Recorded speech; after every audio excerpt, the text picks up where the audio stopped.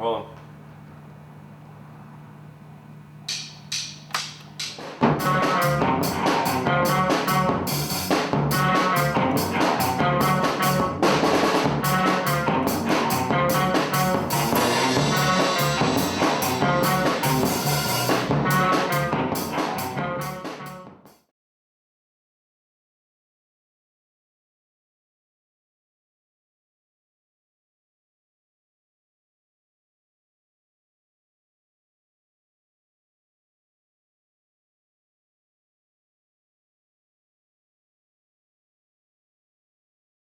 Throw this one too, okay.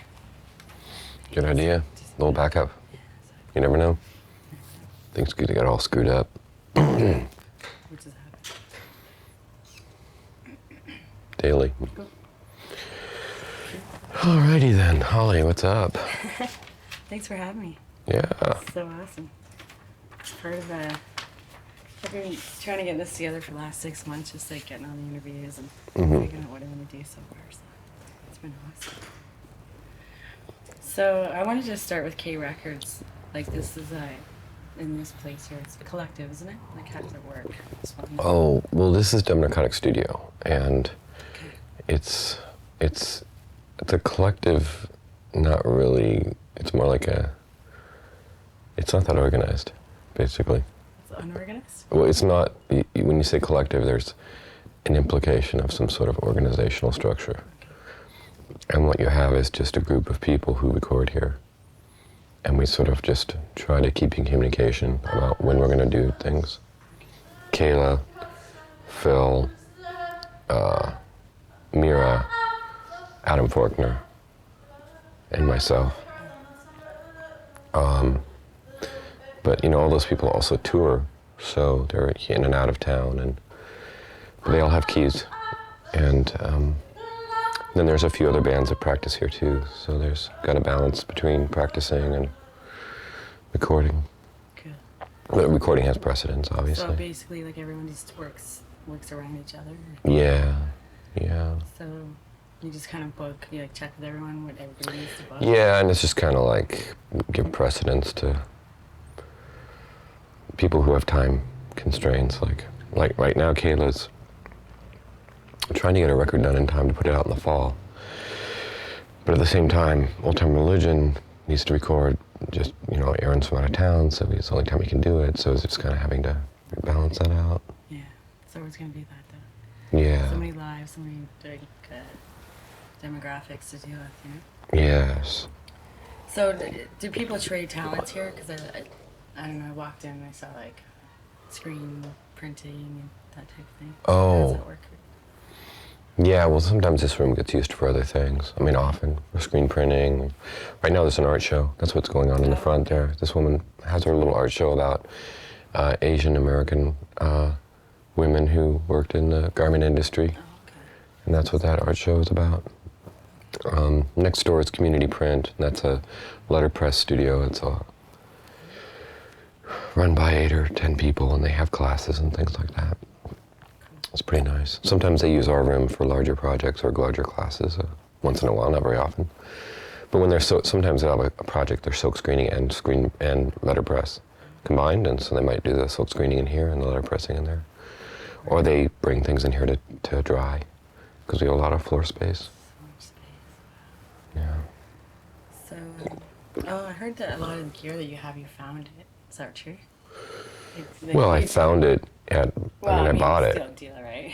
Yeah. So you have a lot of like, Well, when I first started putting the studio together, it was like '93, and I had the idea at that time that I wanted to use a lot of equipment that might be considered obsolete. And I think I was sort of getting in at the tail end of the digital sort of hysteria, where everyone was going digital and getting rid of everything. And they were already starting to kind of realize, wait a minute, maybe we shouldn't be getting rid of everything. So I sort of got on at the tail end before things totally got crazy, price-wise. And I was able to go to like some radio stations or movie theaters that had some old equipment and buy it. I mean, it's before there was eBay too. It has a big effect on prices, I think. And so I bought a lot of stuff that I have, a lot of the tube preamps and compressors and things for a lot less than you might pay for it now. But I haven't really bought much gear in a few years. You know, I bought my 16 track. That was like 4 or 5 years ago, and since then I've only bought a handful of things. You know, when we got stuff, we just go for it. Yeah. Yeah, so we just when bands come in, do they always just use your gear? Do they bring their own? Or how does it work? I guess sometimes it just depends, right? Yeah, it just depends. I mean, mostly it's a studio that's used by the people here. It's not really a commercial studio that we rent out. We've experimented with that, and it's just kind of a pain in the ass. So it's kind of family, community. Yeah. Yeah, that's cool. Yeah. Because then you have that trust. You don't have to. Yeah. Well, I think it's the only record label, as far as I know, the only record label that has. Not a lot of record labels have their own studio nowadays. You know, it used to be more common. King Records or Stax or whatever had their own studios. But this is the only label I know of where the artists themselves have access to the studio. They have keys. They come in here and do whatever they want, whenever they want. So it's an unusual situation, I think. It probably allows for a lot more creativity flow. You know, say at 3 o'clock in the morning you need to come and record something, you can just come in. True. Or 7 o'clock in the morning is the case of like the microphones. He likes to start early in the morning, you know, which is unusual for people in rock bands. So that works out for everybody else. So how do you how does the open concept work for you dynamically when you record? It's so large. Well, I just... Yeah, I guess you work with it, right? Yeah, it's just normal. I mean, it's just a room, you just set up some stuff and let it rip. I don't know. I mean, I've never really been... I find that studios that are more controlled, or, you know, where you're sort of going into this bank vault where the outside world doesn't exist. Yeah. Which it has its advantages, because sometimes you really do want to just completely isolate yourself from the outside world. But here I just feel more comfortable. There's not that feeling of I don't know, it's a little less antiseptic. So, it's just normal. I mean, sometimes people come and go, what, how would you do this? But once they start doing it, they realize, whatever, it's fine. Yeah. And so do you have to close mic then? I don't really like close micing. I mean, I don't know what close micing is exactly. Like if you put the mic like an inch away from the speaker or something, but I always, you know, I like to give things some room. So you just play with it until it feels right. Yeah, well, I'm sure everybody does that, but yeah, exactly. But like, you know, with drums, I like to leave a lot of space, and I don't know, I'm not really into that. Jeremiah Green's drum sound. Oh, Jeremiah Green, he's a good drummer. Yeah. He's safe. So he's a good man and thorough. When he plays, it's like there's tracers around it, you know what I mean? Like, yeah. Like it's so Wonder how he does that. I don't know. He's amazing. Yeah. So what takes priority for you? Because you have Dub Narcotic, you know, the band, and then you have the studio, and you have the label. So how do you work your priorities? I don't know. Just kind of do stuff. Just kind of come in and do stuff, and things seem to get done once in a while, and just kind of move on. Cool. Yeah. So how do you, for bands, do they just seek you out, or how does it work? Like I know you said there's To record here? Yeah, like you said, there's the people that come. Well, we just work with K bands. We don't really have bands from outside of K recording. Well, we just work with the K bands. We don't work with bands outside of K. So everybody's on K? Yeah. Okay. Yeah. So how do you, like, do they seek you out, or how does it work for the label? Well, I don't know. There's not really an answer to that question. That the question implies there's some sort of formal process that is adhered to and followed, but it's not like that. It's very informal and ad hoc. I meet people, I like their music. You know, it doesn't necessarily mean that if I like their music, that they want to be on K, you know. Sometimes I like somebody's music and they don't want to be on K. So that's cool, you know. Just gotta do what you feel comfortable with.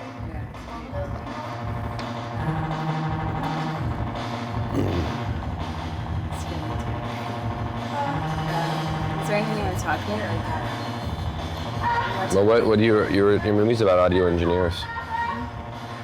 Do you have any questions about that? About audio engineers? Yeah. Just getting into the studios And doing what? like gear-wise, or I don't know. Well, why are you making a movie about audio engineers? why? I just think it's important. Are you an audio engineer? But I think it's important for people to see where music comes from behind. A lot of people don't stop thinking about it, so I find the process of showing it interesting. So, Well, so, yeah. I think that most audio engineers are. I mean, I don't consider myself an audio engineer because I've had no formal training. Well, I think most of them haven't. And I don't know if that's good or bad.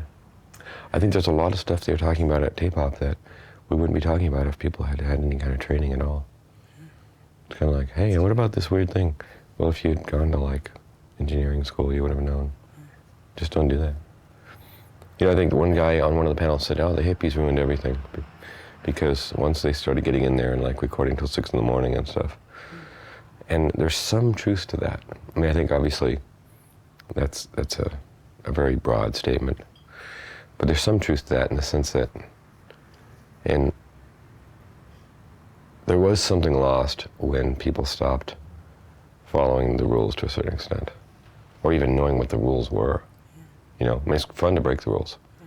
But what's the fun of breaking the rules if you don't even know what they are? So, because like, I actually come from a radio background, and I'm working in radio, and so most of my audio training actually comes from working at the radio station. And of course, radio engineers and audio engineers are very, very different breeds, different kinds of training and stuff.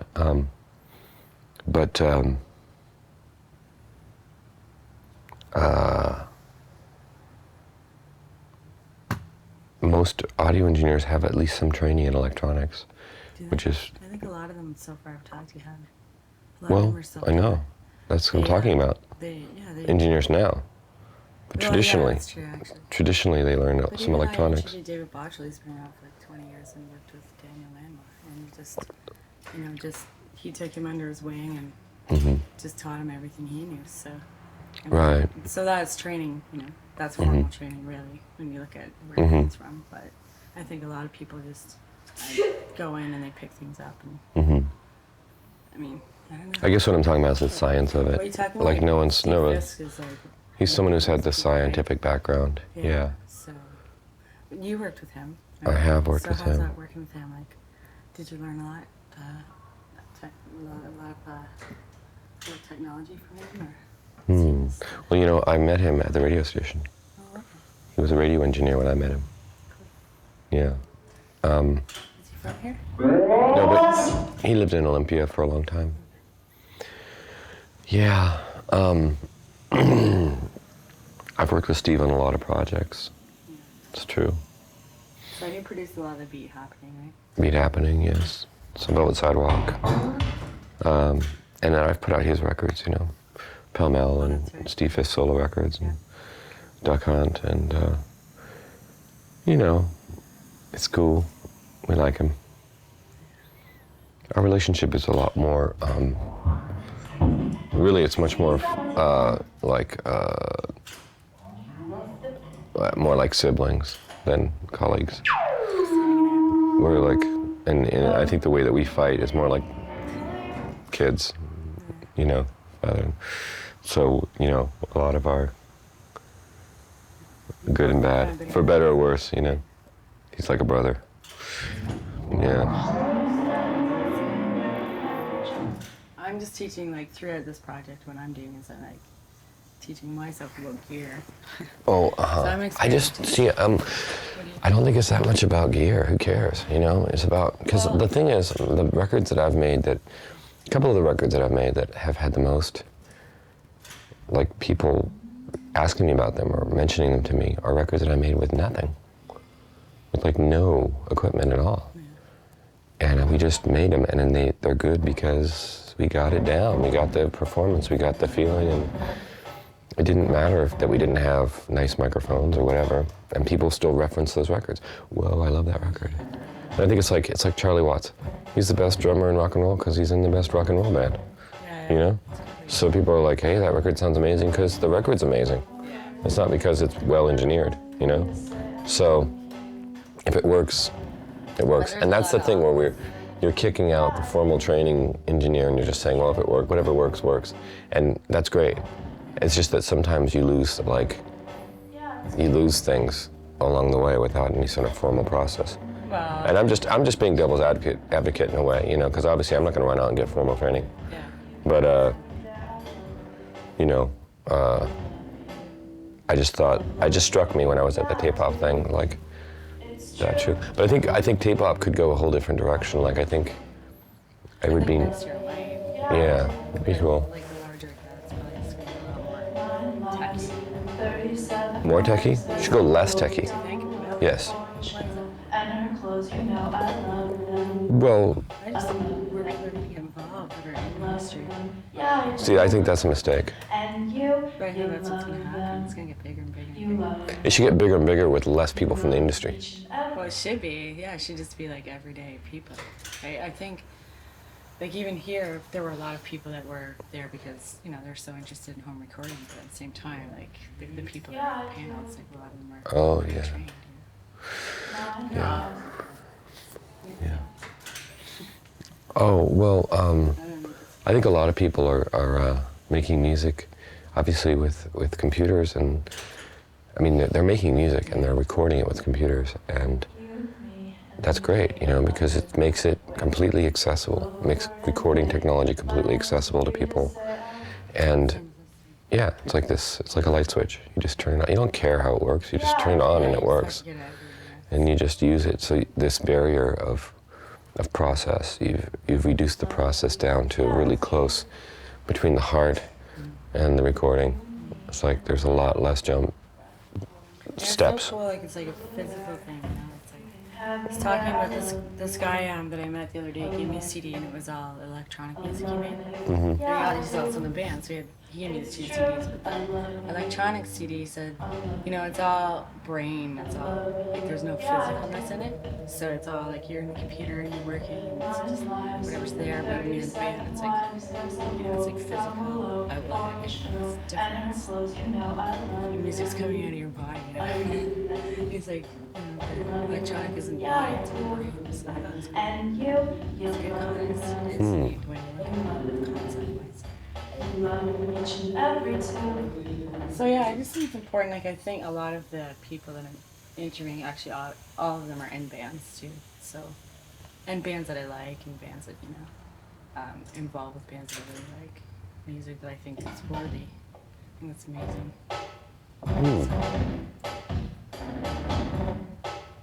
But when it comes to like gear, I don't know.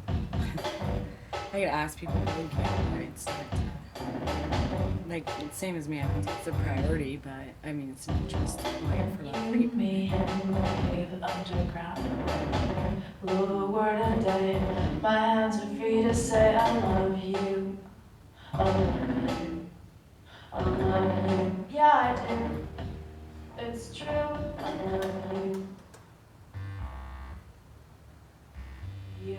Yeah, it's true.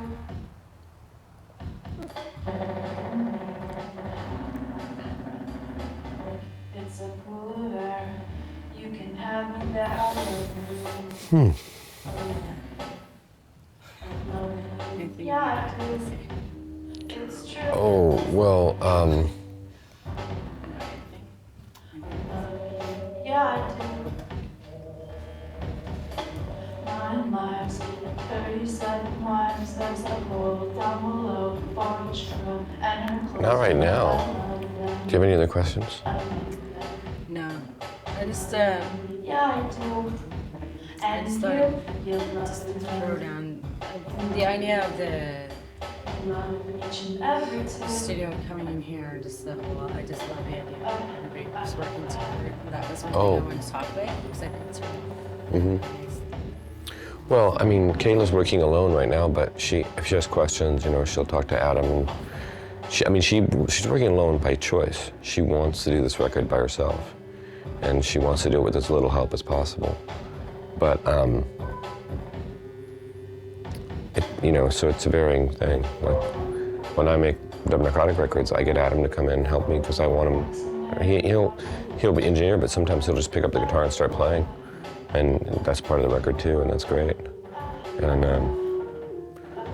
Phil from the microphones, he'll often recruit people for particular songs or whatever. But yeah. It's really good. Are you touring with Dub Narcotic right now? We just got done a week ago. Where'd you go? All over the East Coast and Midwest and the South. Great. Had a great time. Yeah. Yeah, I can't think of anything right now. Oh, So, cool. yeah. So, would it be okay if I did a little bit of like shots right here? Yeah, To the studio? sure. Cool. No problem.